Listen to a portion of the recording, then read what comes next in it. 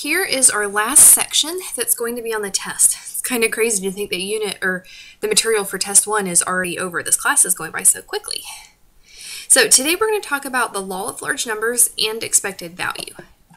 What the law of large numbers basically says is that if you do a sample trial, like a small trial of something, you could get obscure results. I'm sure everybody knows a family that has like 5 boys and no girls, or maybe 6 girls and no boys.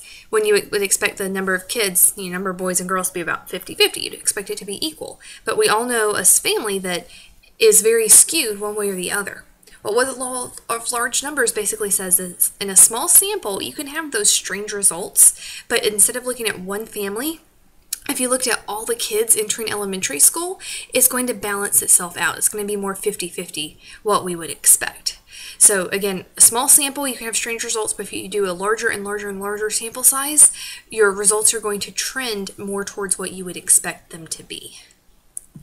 So looking at an example, here we are rolling a die. And when we roll a die, we would expect the number of sixes to be 1/6. A sixth of the time you would expect to get a 6.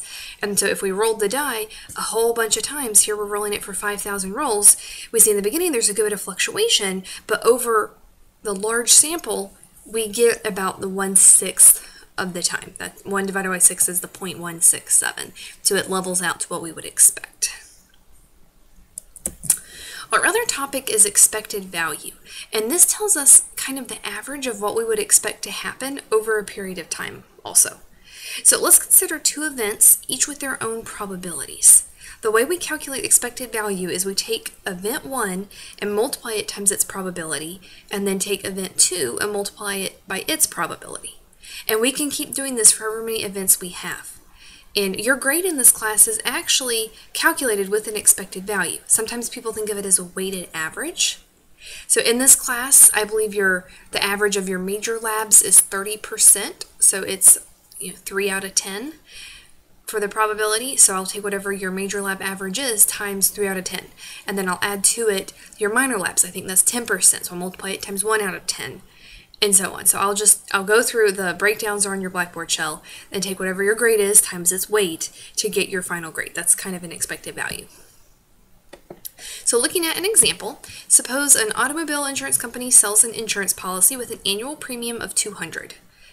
So that means the company is making $200 every year when you renew your premium. So based on data, they have figured out that 1 in 50 will file a claim of $2,000, about 1 in 20 people will file a claim of $1,000, and about 1 in 10 will make a claim of about $500. So we want to see what is our expected value. So the company's making the $200, but they're having to pay out the $500, the $1,000, or the $2,000 when people make claims. So those are all considered losses for the company. So what we would do is we would start by having the $200, that's income. And then we saw that there's a 1 in 50 chance of having to pay $2,000. So we'll put negative 2,000 times its probability. And then we'll add to it the fact that there was a 1 in 20 chance of having to pay out $1,000. So we'd add to it the negative 1,000 because that's money coming out of the company's wallet times its probability. And then same thing with the $500. That's money coming out and there's a 1 in 10 chance. So again, we have the $200 income, and then there is a 1 in 50 chance we'd have to pay out $2,000, a 1 in 20 chance of having to pay out $1,000, and a 1 in 10 chance of having to pay out $500. So when you do all of that math, you get the expected value of $60. So that means long term, the company expects to make $60 per policy that they sell. Another example.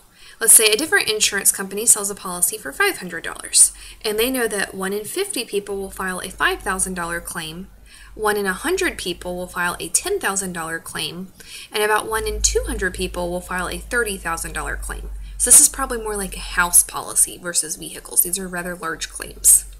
So again, we want to find the expected value and then see what would happen if the company sells 10,000 policies.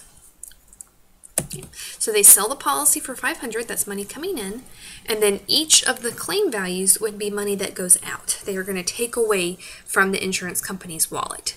So there is a 1 in 50 chance of having a $5,000 payout, a 1 in 100 chance of having a $10,000 payout, and a 1 in 200 chance of having a $30,000 payout. So we take the $500 that's coming in, that's positive, and then we'll subtract from it the odds of the $5,000 payout, so the 5,000 times 1 over 50, and we'll subtract 10,000 times 1 over 100, and then we'll subtract 30,000 times 1 over 200. And when you do that math, you get $150. So that means that over a large group of people, they expect to make $150 profit per insurance policy. So then if they sell 10,000 policies, well, they've got 10,000 policies times an average of $150 profit per policy. So they would expect to make $1.5 million. That's a lot. One more example. So suppose that $1 lottery tickets have the following probabilities. There's a 1 in 5 chance to win a free ticket that's worth $1, a 1 in 100 chance to win $5, a 1 in 100,000 chance to win $1,000, and a 1 in 10 million chance to win $1 million. We want to know what's the expected value if you buy a lottery ticket. So you're paying out the $1, so that's money coming out of your wallet. So that there's going to be a negative $1 that you have to pay. And then all the winnings would be positive. So we see that we have a 1 in 5 chance of winning a free ticket, that's worth $1.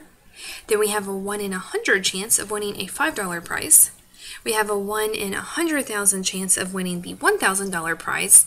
And then we have a 1 in 10 million chance of winning the $1 million prize. So those are all positive again because that's money that's coming into your pocket. Those are your winnings. But from that, we have to subtract the $1 that you had to pay to get the ticket. So it's a little bit different scenario compared to the earlier ones. We're looking at it from the insurance perspective.